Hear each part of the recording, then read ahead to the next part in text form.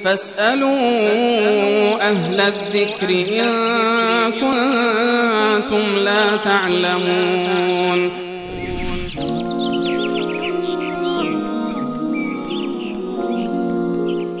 سینا پرسیدند که استفاده از ادکلونی که الکل داره آیا جایز هست؟